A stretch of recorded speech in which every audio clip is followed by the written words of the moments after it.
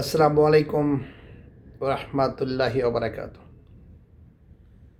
আমি Mohammad Jamal Hossain, Italy Napoli প্রবাসী। Asia এজেন্সির পক্ষ থেকে সকলকে জানাই অভিনন্দন ও শুভেচ্ছা। বিশেষ করে আজকে যে ভিডিও নিয়ে আসছি, পূর্বের কিছু স্মৃতিচারণ করছি, কিছু কথা তুলে ধরছি, কারণ অনেক ক্ষেত্রে সত্যি কথা তুলে ধরতে হয়। কারণ ইনসাফের রাজনীতি করবেন, সঠিক বিচার করবেন। আজকে আমাদের অন্তর্বর্তীকালীন সরকারের উপদেষ্টা প্রধান ডক্টর ইউনূস সাহেব এবং স্বরাষ্ট্র উপদেষ্টাকে বলতে চাই,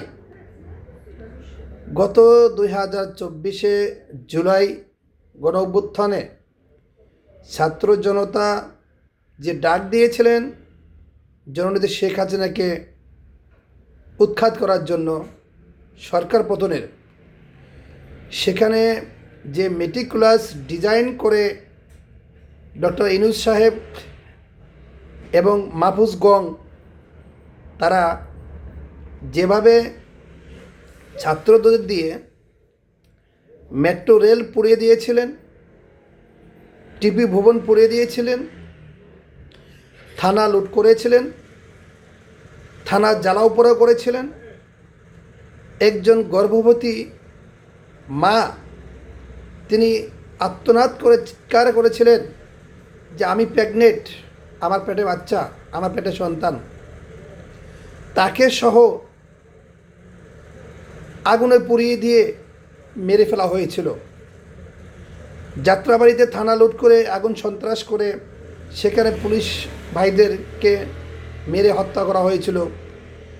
গাছের সাথে ঝুলিয়ে রাখা হয়েছিল পুলিশ ভাইদের লাশ, তারপরে পিটিয়েছিল, আগুন দিয়ে ধরে দিয়েছিল। তেমনি করে সন্তোষ কুমার এসআই সাহেবকে আগুনে পুড়িয়ে মেরে ফেলা হয়েছিল। তার বাবা মা আজও দু চোখের পানি ছেড়ে কান্না করছেন এবং সেই বিচার তারা পাননি, তারা সেই বিচারের অপেক্ষায় আছেন। সেই জঙ্গলি গোষ্ঠী, সেই ছাত্র জনতা যেভাবে গতকালকে থেকে সোশ্যাল মিডিয়ায় ভাসছে, ফেসবুক, পেপার পত্রিকায়, টেলিভিশনের চ্যানেলে আমরা দেখতে পারছি, সেই মাসুম বাচ্চা ছেলেটা তার সঙ্গপাঙ্গ কিছু জঙ্গলি পোলাপান নিয়ে, কিছু ছাত্র জনতা নিয়ে তিনি যে হ্যাডাম দেখাচ্ছেন, একজন ওসি সাহেবের সামনে বসে তিনি হাত উঁচা করে বড় গলায় বলতেছিলেন যে তারা থানা জ্বালিয়ে দিয়েছিলেন, সন্তোষ কুমারকে মেরে পুড়ে দিয়েছিলেন। তারপরও কেন স্বীকারোক্তি দেওয়ার পরও সেই জঙ্গলি গোষ্ঠী, সে ও যেই ছেলেটার মুগ্ধা বলেছিলেন, তিনি জবানবন্দি দিয়েছেন, রেকর্ড আছে, তাকে আজও পর্যন্ত অ্যারেস্ট করা হলো না, বিচারের কাঠগড়ায় আনা হলো না। তাহলে এই স্বরাষ্ট্র উপদেষ্টা থাকা না থাকা সমান কথা। তাহলে সঠিক বিচার বাংলাদেশে নাই। আমি মনে করছি এই স্বরাষ্ট্র উপদেষ্টাকে পদত্যাগ করা উচিত, নতুন কাউকে তার স্থানে বসানো উচিত বলে মন্তব্য করছি।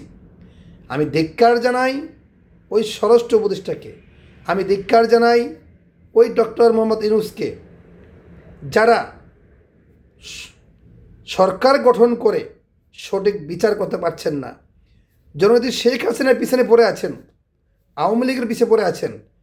তারা শুধু সরকার গঠন করেছেন, অন্তর্বর্তীকালীন সরকারের নাম দিয়েছেন একটি এনজিও সরকার। ডক্টর মোহাম্মদ ইউনূস ফ্রান্স থেকে এসে একটি এনজিও সরকার গঠন করলেন। তাহার 650 কোটি টাকা তিনি মওকুফ করে নিলেন, তার ট্যাক্সের টাকা। এরপরে তিনি শুরু করলেন ডেভিল হান্ট 2, এই সেই বকচকর করে আওয়ামী লীগকে বাংলাদেশ থেকে উৎখাত করার চেষ্টা করলেন।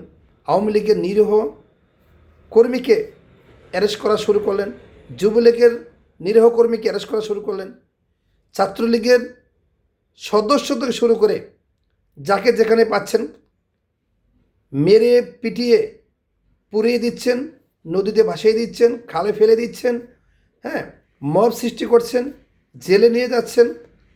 কোনো আওয়ামী লীগের নেতাকর্মী যদি বাহিরে বের হয়, আওয়ামী লীগের নাম উচ্চারণ করে, সেখানে মব সৃষ্টি হচ্ছে। এটা কোন দেশ রে ভাই? আমাদের মরবি ছাড়া, আমাদের মুক্তিযোদ্ধারা 1971 কি এই মব সৃষ্টি করার জন্য মুক্তিযুদ্ধ করেছিলেন? পাকিস্তানি হানাদারের বাহিনীর কাছ থেকে নিজে তাজা রক্ত ঢেলে দিয়ে 30 লক্ষ শহীদের রক্তের বিনিময়, 2 লক্ষ মা বোনের ইজ্জতের বিনিময় এই বাংলাদেশ স্বাধীন করেছিলেন। আমার মনে হয় বর্তমান জামাত, বিএনপি এবং শিবির যে জঙ্গলি গোষ্ঠী বর্তমানে মাথাচাড়া দিচ্ছে, সকলে একত্রিত হয়ে যেভাবে মব সৃষ্টি একের পর এক চালিয়ে যাচ্ছেন, আরেকটি 71 বাংলাদেশে হওয়া দরকার, আরেকটি যুদ্ধ হওয়ার দরকার। কারণ বাংলাদেশ এখন আর বাংলাদেশ নেই। পাকিস্তানের কিছু প্রেতাত্মা তারা যেভাবে বাংলাদেশটাকে ধ্বংসের মুখে ফেলে দিচ্ছেন, হায়রে বাঙালি, তোরা বুঝবি সেদিন শেখ হাসিনা থাকবে না যেদিন। এখনও সময় আছে, বিদেশিদের পিছনে ঘুরিস না। বিদেশিদের চক্রান্তে, এই পশ্চিমাদের চক্রান্তে যেভাবে শেখ হাসিনাকে বাংলাদেশ থেকে বের করে দেওয়া হয়েছে, তেমনি করে এই যে পাতানো নির্বাচন, একটি প্রহসনের নির্বাচন হতে যাচ্ছে ফেব্রুয়ারি মাসে, আজও সেই নির্বাচন হবে কি না আমাদের সন্দেহ হয়, এবং সেই ফেব্রুয়ারিতে নির্বাচন সুস্থ হবে কি না সেটা আমাদের সন্দেহ আছে। কিন্তু সকলেই বলে উচিত কথা বললেই আওয়ামী লীগের দোষর। আরে ভাই, সত্যিকে সত্যি বলেন, মিথ্যাকে মিথ্যা বলেন। এটি সত্যি কথা বলতে শেখেন। নির্বাচনে সকল দল অংশগ্রহণ করার জন্য লেভেল ফিল্ড ব্যবস্থা করে দেন। আমি ডক্টর মোহাম্মদ ইউনূসকে বলবো, প্রিয় স্যার, আপনাকে সম্মান করি, সিলেক্ট করি। আপনি একজন নোবেল বিজয়ী, আপনি একজন প্রফেসর বটে, আপনি আমাদের শিক্ষক। সেখান থেকে তিনি হয়েছেন অন্তর্বর্তীকালীন সরকারের প্রধান। কিন্তু আপনি এত ভয় পাচ্ছেন কেন? আপনি আওয়ামী লীগকে নির্বাচন করার জন্য সুযোগ করে দিন। আপনি যেটা করছেন এটা জাতির জন্য অন্যায়, এটা বাঙালির জন্য অন্যায়, আওয়ামী লীগের জন্য অন্যায়। আওয়ামী লীগ এত বড় একটি দল, আওয়ামী লীগ কিন্তু ভাইসে আসেনি। আওয়ামী লীগ একজন নির্যাতিত দল। বারবার আওয়ামী লীগ হোঁচট খেয়েছে, বারবার আওয়ামী লীগ দ্বিগুণ শক্তি নিয়ে ফিরেছে। ঠিক এমনি করে আপনারা যেই পাতানো নির্বাচন, যে প্রহসনের নির্বাচন শুরু করতে যাচ্ছেন, আওয়ামী লীগ ছাড়া বাংলাদেশের নির্বাচন জনগণ বর্জন করবে। ভোট কেন্দ্রে আওয়ামী লীগ ছাড়া জনগণ যাবে না। কয় শতাংশ ভোটার হয় এবং ভোট কেন্দ্রে যায়, এটা মিডিয়ায় আমরা দেখতে পাবো। আসলে কি সুস্থ নির্বাচন হচ্ছে কি না, আওয়ামী লীগ ছাড়া কত শতাংশ ভোটার ভোট দিতে গেলেন, কত শতাংশ ভোট কাস্ট হলো, এটা বিশ্ব মিডিয়ায় দেখতে পারবো। কিন্তু একটি বিষয় হলো, এখনও যদি আওয়ামী লীগকে নির্বাচন করার, অংশগ্রহণ করার সুযোগ করে দেওয়া হয়, আমি আশা করি, আমি বিশ্বাস করি, সকল রাজনীতিক দলের চাইতে এখনও দ্বিগুণ ভোট পেয়ে আওয়ামী লীগ সরকার গঠন করবে। আওয়ামী লীগের সেকেন্ড পজিশনে বিএনপি অবশ্যই থাকবে, কারণ বিএনপি একটি বড় দল। বাংলাদেশের দলই দুইটা, আওয়ামী লীগ, বিএনপি। তৃতীয় স্থানে জাতীয় পার্টি। তো এখন আপনারা বলছেন ভোটারদের আগ্রহ বাড়ার জন্য আওয়ামী লীগের যে ভোটার রয়েছে তারা বিএনপিকে কখনোই ভোট দেবে না, তারা জামাতকে কোনোদিনই ভোট দেবে না। জাতীয় পার্টি সত্যি কথা বলেন, জাতীয় পার্টি আওয়ামী লীগের পাশে আছে, ছিল। আমরাও তেমনি করে আওয়ামী লীগ জাতীয় পার্টির পাশে ছিলাম এবং আছি। যদি আওয়ামী লীগ ছাড়া ভোট করেন, ভোট কেন্দ্রে যান, এটা জাতিসংঘ থেকে শুরু করে ইউরোপ ইউনিয়ন থেকে শুরু করে এই ভোট অংশগ্রহণমূলক না হলে এটা বিশ্ববাসী মেনে নেবেন না। আপনারা পারবেন, এখন আপনাদের ক্ষমতা আছে, একটি পাতানো নির্বাচন, একটি প্রহসনের নির্বাচন করে আপনারা নিতে পারবেন। কিন্তু এটা কতটুকু গ্রহণযোগ্য হবে, কয় মাস টেকবে, কয় বছর টেকবে, এটা বাকি আল্লাহই ভালো জানে, এটা আমাদের জানা নেই। কিন্তু এই যে জামাত, বিএনপি, তারা যেভাবে মব সৃষ্টি করে আওয়ামী লীগকে তারা মেরে পিটিয়ে পুলিশের হাতে সোপর্দ করে দিয়ে নিরীহ আওয়ামী লীগকে, যারা অন্যায় করেনি, যারা অপরাধ করেনি, তাদেরকে জেলে ভরেছেন। এই বিচার তারা সঠিক পায়নি। যেভাবে চাঁদাবাজি, টেন্ডারবাজি, জ্বালাও পোলাও, আগুন সন্ত্রাস করেছেন, এর বিচারও একদিন এই বাংলার মাটিতে হবে। এটা বাংলার জনগণ দেখে যেতে পারবে, আশা করি বাংলার জনগণ বুঝবে। তো এখন আমরা মনে করি, এখন যদি একমাত্র নির্বাচন হয় এই ফেব্রুয়ারি 12 তারিখে, তাহলে আওয়ামী লীগের জনগণ যদি ভোট কেন্দ্রে যায়ও, কিন্তু ভোট কিন্তু নাঙ্গলেই পড়বে, ওই জাতীয় পার্টিতেই দিবে। এইটা আপনারা ভাববেন না যে বিএনপিতে ভোট দিবে ধানের শীষে, জামাতে ভোট দিবে দাঁড়িপাল্লায়, না ভাই, এটা আপনারা আশা করতে পারেন না।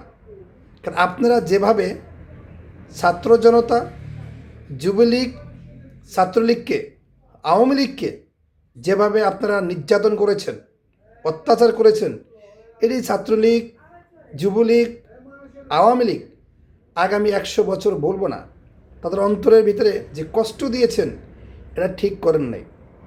আসুন ভাই, এখনও আমরা সংশোধন হই, আমরা একে অপরের পাশে থাকি। রাজনীতি দল রাজনীতি করবে, এটাই স্বাভাবিক। প্রতিহিংসার রাজনীতি আমরা চাই না, প্রতিহিংসার রাজনীতি আপনারা করবেন না।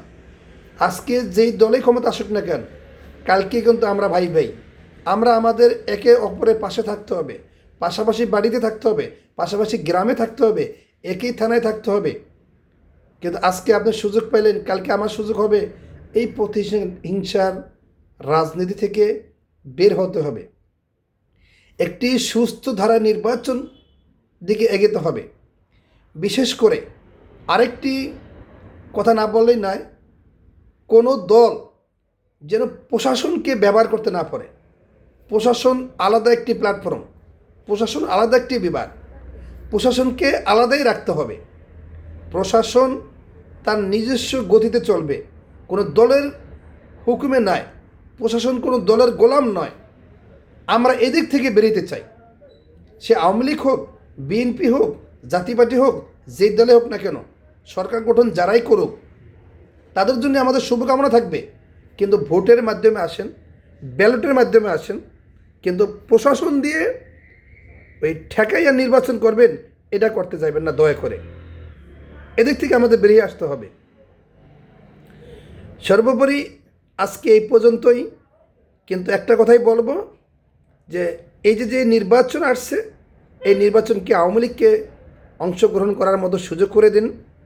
কিন্তু তখনই এই নির্বাচন বিশ্বের কাছে, জাতিসংঘের কাছে একটি গ্রহণযোগ্য নির্বাচন হবে। আওয়ামী লীগ ব্যতীত বাংলাদেশের নির্বাচন গ্রহণযোগ্য হবে না। কিন্তু আমাদের আজও সন্দেহ রয়ে আছে যে 12 ফেব্রুয়ারি নির্বাচন আজও হবে কি না, বা ডক্টর ইউনূস কি এর আগে পালিয়ে যাবেন কি না নির্বাচন ছেড়ে দিয়ে, সেটা আমাদের সন্দেহ আছে। আমাদের শুভকামনা থাকবো আমাদের দলের পক্ষ থেকে, আমাদের পক্ষ থেকে জনাব তারেক রহমানের প্রতি। জনাব তারেক রহমান সাহেব, ভাই আপনি জামাতের যেই ভূমিকা বর্তমান দেখতে পাচ্ছেন, জামাত যে জঙ্গলি গোষ্ঠী শুরু হচ্ছে, এই রাজাকারদের প্রতিহত করুন। রাজাকারকে এক বিন্দু ছাড় দিবেন না। জনগণ আপনার সাথে আছে। এই মুহূর্তে জনাব তারেক রহমান সাহেব, আপনার দেশে আসার দরকার ছিল ভাই, আপনি আসছেন। যেহেতু জননেত্রী শেখ হাসিনা বাংলাদেশে নাই, কারণ এই মুক্তিযুদ্ধের আমাদের সাবেক প্রেসিডেন্ট জনাব জিয়া রহমান সাহেবের অনেক অবদান আছে। আমাদের মরহুম বেগম খালেদা জিয়ার অনেক অবদান রয়েছে বিভিন্ন রাজপথে। তেমনি করে জননেত্রী শেখ হাসিনার বাংলাদেশের অনেক অবদান রয়েছে, অনেক উন্নয়ন রয়েছে, অনেক কাজ করেছেন। বাংলাদেশকে একটি ডিজিটাল দেশ হিসেবে উপহার দিয়েছিলেন। বাংলাদেশে রাস্তাঘাট, culvert, bridge, airport, third terminal এবং বড় বড় যে শিল্প কারখানা, যেগুলা বড় বড় প্রকল্প, মেট্রো রেল, আপনার কর্ণফুলী টানেল থেকে শুরু করে এলিভেটেড এক্সপ্রেস থেকে শুরু করে যে বড় বড় প্রকল্প কাজগুলো করেছেন আওয়ামী লীগ সরকার, জননেত্রী শেখ হাসিনা সরকার। এদিকে বিবেচনা করে আওয়ামী লীগ ছাড়া নির্বাচনে বিএনপি যাওয়াটা ঠিক হবে না। আমি মনে করি একমাত্র জনাব তারেক রহমান সাহেব তিনিই পারেন যে আওয়ামী লীগ সহ সকল দলের অংশগ্রহণমূলক একটি নির্বাচনের দিকে এগিয়ে যাওয়া। এই বলে আজকের আমি আমার ভিডিওতে শেষ করছি। আসসালামু আলাইকুম রহমতুল্লাহি ওয়া বারাকাতুহু।